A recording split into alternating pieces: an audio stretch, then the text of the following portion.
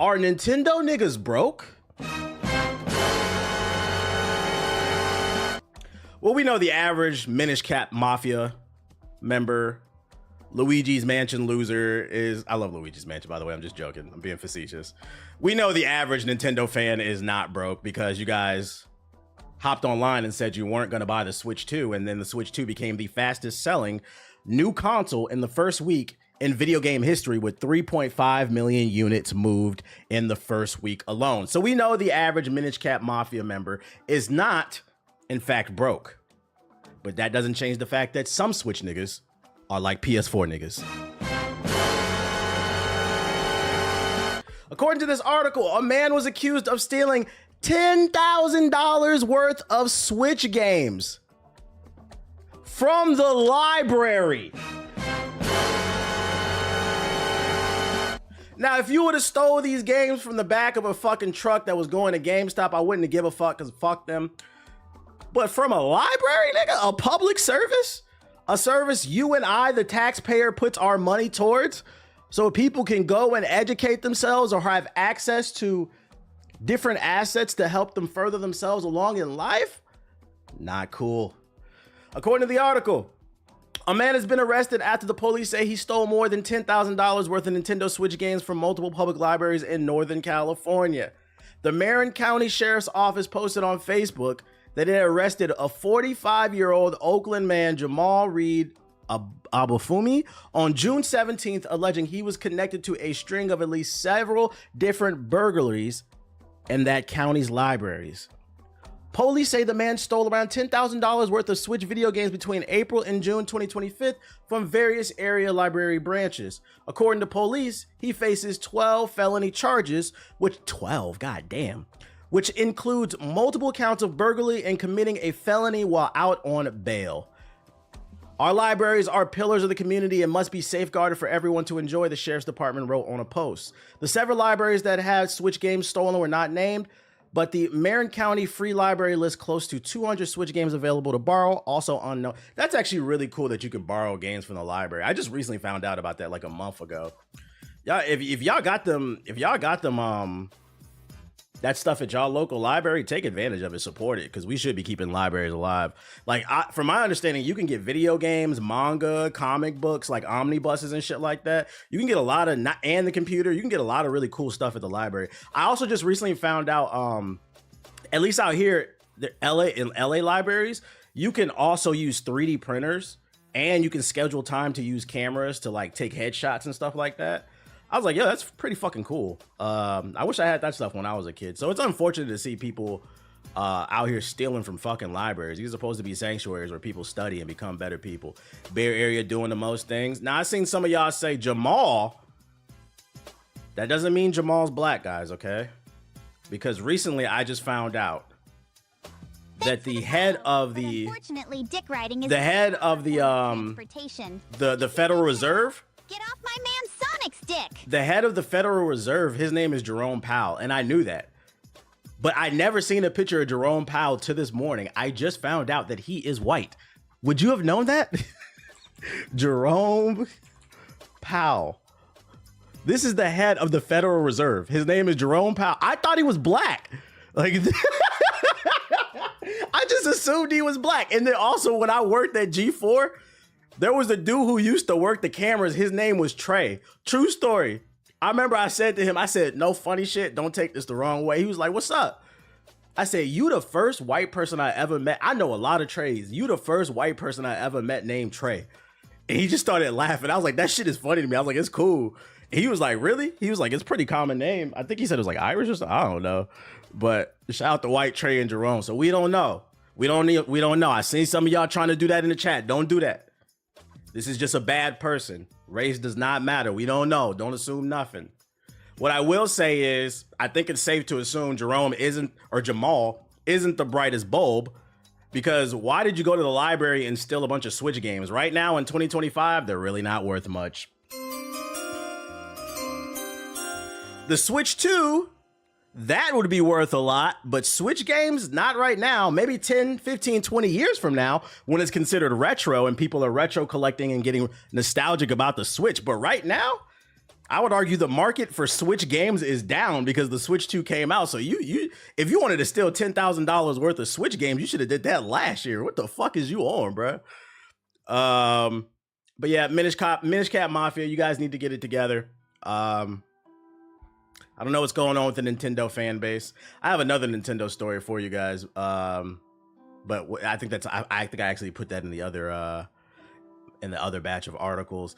Another UK friendly stream type shit. If so, do it to GameStop, not the library. That's what I'm saying. The library for the people, GameStop not. Fuck them, bruh.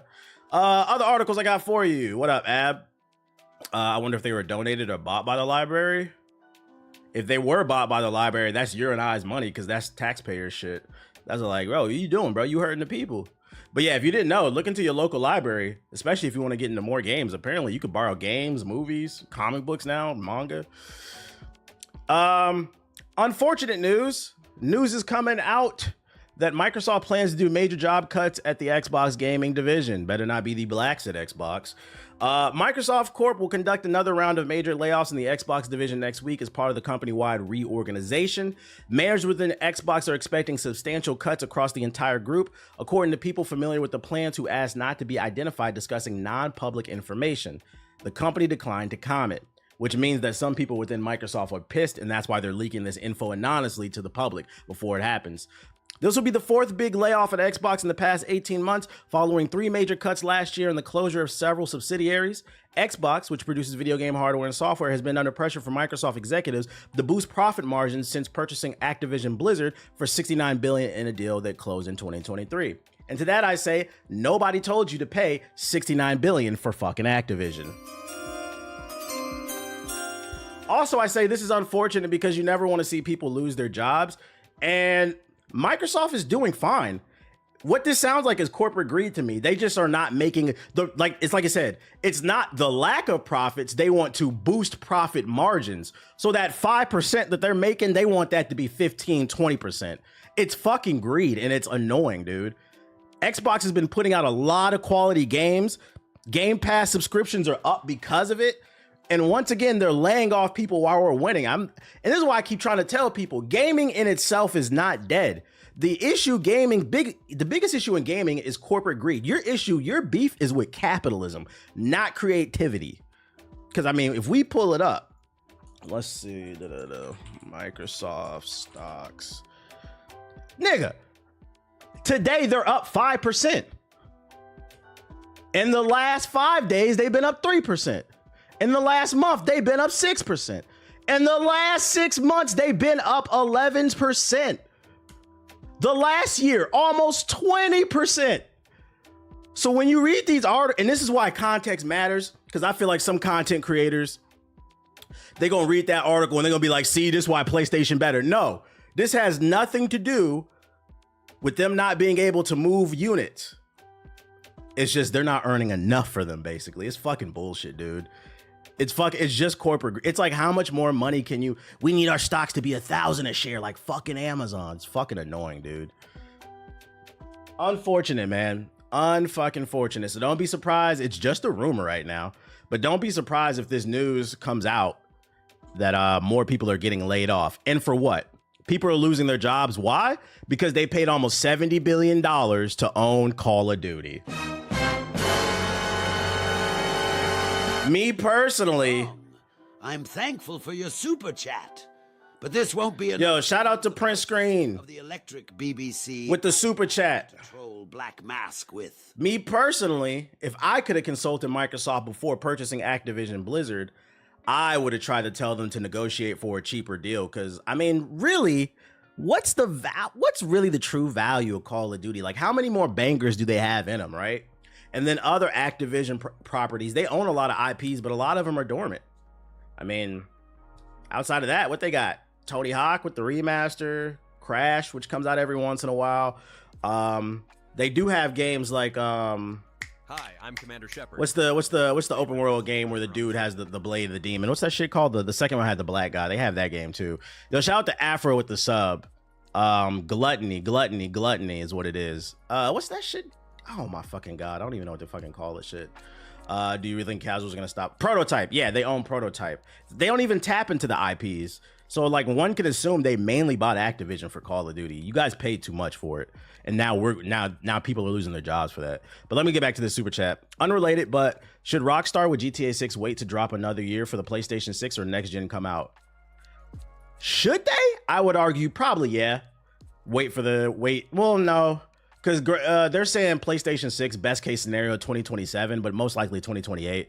I think that'll be too far. I'd argue this is the perfect scenario for Rockstar.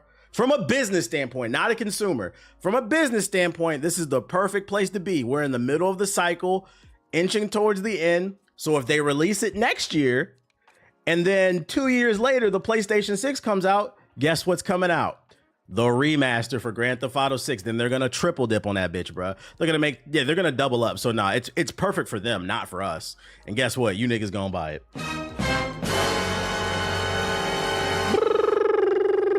I appreciate your super chat, big dog.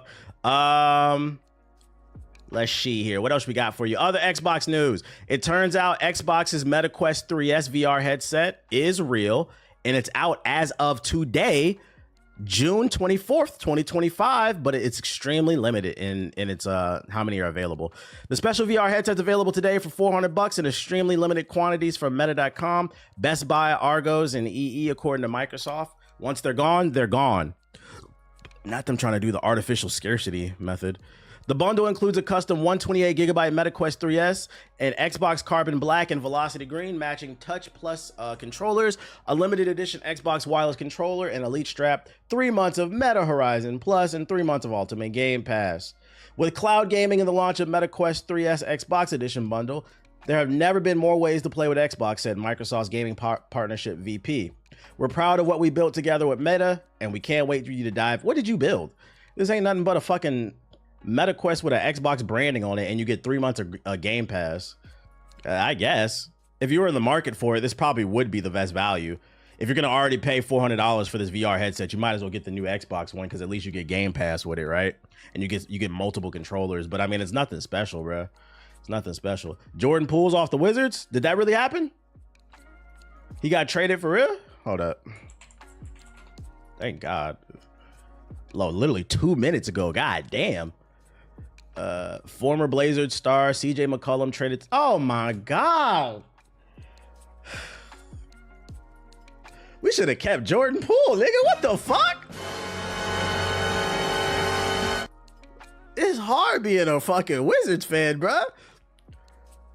You traded a halfway stud for a nigga that don't play. This is crazy, bro. This is why you just gotta laugh at the play. This is worse.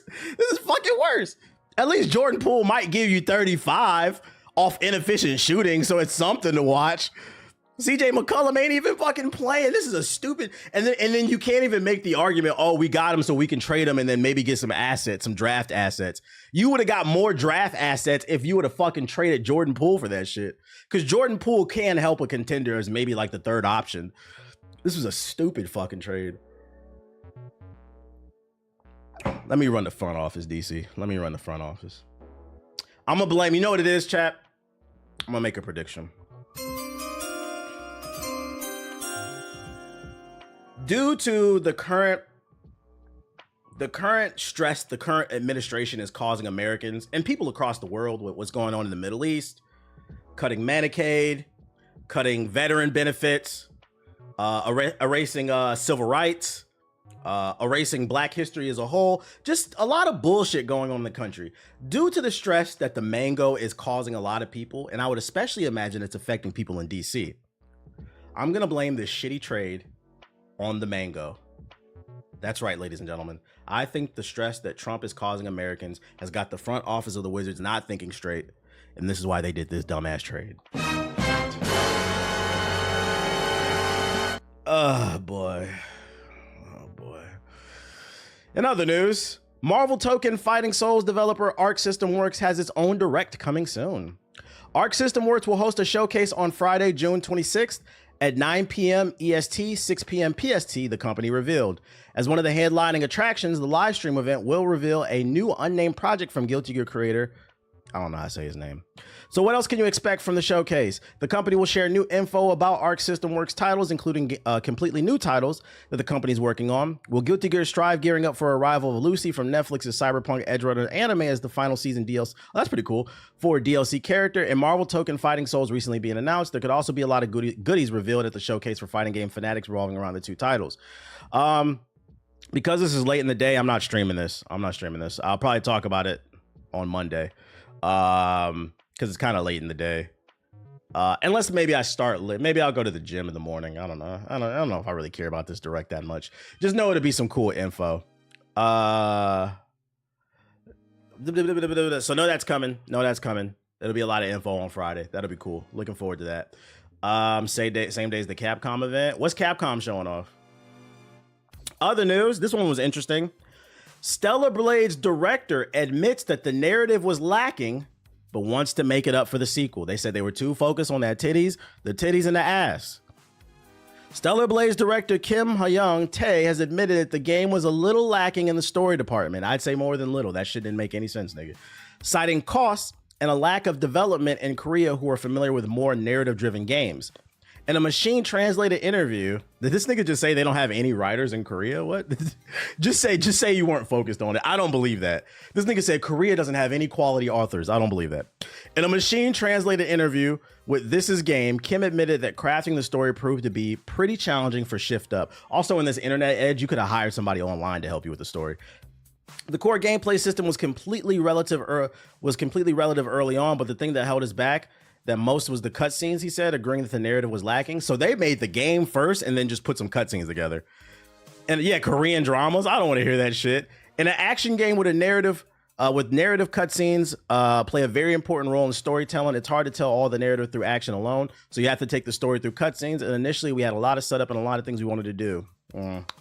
Yeah, Squid Games. Sounds like a crock of shit to me. Just say, hey, we fucked up on that. We failed. I think if Stellar Blade hires a good writer, because Stellar Blade was a good game. To me, it was like a solid 8. It was a fun game. If Stellar Blade hires a quality writer to make a good story, improve the parkour, like the wall running and the jumping wasn't the best, and then clean up some of the animations a little bit. Some of it was a little bit of stiff. I think it could be a Game of the Year contender. Like this was a good first outing for those who didn't play the game. Like the sex appeal was like the main talk about the game, but it was a good game. Said, nah, let the Gooners cook. Nah. Didn't Watt say the writer for Expedition 33 was a fictional advisor at first? I don't remember. Luckily, they fixed the pairing for the PC version. Wait, how did they improve it? Is as loyal to you. The ending was kind of ass, though. The ending, dude. I couldn't tell you nothing about this story. I didn't know what this game was about. I was just enjoying the boss fights. I didn't know what the fuck this game was about. Other news, Charlie Cox has no clue his Claire Obscure Expedition 33 role would be so huge. By any measure, Expedition 33 is a resounding success. It sold 3.3 million copies in 33 days because, of course, it is a front runner to be awarded Game of the Year, but one person isn't playing it. And that's Charlie Cox, the voice behind the Expedition Gustav. Apparently the game is awesome. I'm not a gamer. I have no idea. I haven't played it. The Daredevil Born Again star said during a panel at the Washington State SummerCon, he said he was in a studio for 4 hours maybe, and is quite surprised by how massively popular those 4 hours of work have become. It's always the things that you least expect. Like some of my most popular videos are the ones I didn't try hard on, and they just blow up. Gustav has become a fan favorite. All the expeditions have, really, and Cox is really dishing out his autograph for Gustav memorabilia. While he may not have been in the recording booth for long, Cox's work in the game is vital to the story. Yeah, we know. Imagine how talented you have to be to only record the game for 4 hours, and you get that quality of like voice acting. The pairing is way more responsive. Okay. I will say, like, I find it funny that some people are surprised that like he doesn't know that this game was going to be big. One thing that, as someone who's worked in studios before, one thing you have to understand when you're working on like a project where you're under NDA, a lot of times you come in and it's on a case by case. It's basically what you need to know. So I guarantee you, it was just another job to him. He got picked up. They probably cut him a nice check. He came into the studio. They gave him a script and they said, this is the character. His name is Gustav. These are kind of his motivations. This is kind of his vibe. this is the way we kind of want you to deliver the lines, and that was it. They like it. I think people look at these situations and they think that like he was able to comb through the whole script. That's why he doesn't know anything about the game. He just came in and recorded his lines and left. Because you can't tell people too much. They might leak info. Unless you're like the star, then you might know a little bit more. You might work. Yeah, and then you might work on a project and it doesn't come out till I'll give you an example. I recorded a show 2 years ago. It just came out this month on Netflix. But I'm not promoting it because them niggas ain't paying me. They also use code names. Yeah, I have read a voice actor's commentary on the process, and code reads are 90% of the gig. Yeah, I've been in these studios before. It's like, that's just how it is. It doesn't surprise me. I'm trying to give more context. Sometimes you just got to flow with it and you end up. And that, ladies and gentlemen, if anything, everybody's talking about how talented Charlie Cox is. And don't get me wrong, I'm not taking that away from him. But I also want to add context to this conversation and state this also states how talented the studio is. Because now that I've explained it to y'all, a lot of time these actors just come in the studio and they deliver their lines based off what the director says. The point I'm trying to make is it also shows how talented the producers and the directors are on this game, because you have to be a strong director to guide the actor and bring out the best version of the character. Because a lot of times people will have ideas in their head and they don't know how to manifest or speak it. Because like you have to keep in mind, an idea is in your head and you can come up with a great idea, but being able to articulate that idea is a completely different skill. And that's the difference between a good director and a bad director. So also, I got to big up the studio because he came in the studio for 4 hours and they were able to direct him and create a fucking masterpiece. So give it up to Charlie Cox and give it up to the studio behind Expedition 33. Come on, a little positivity. So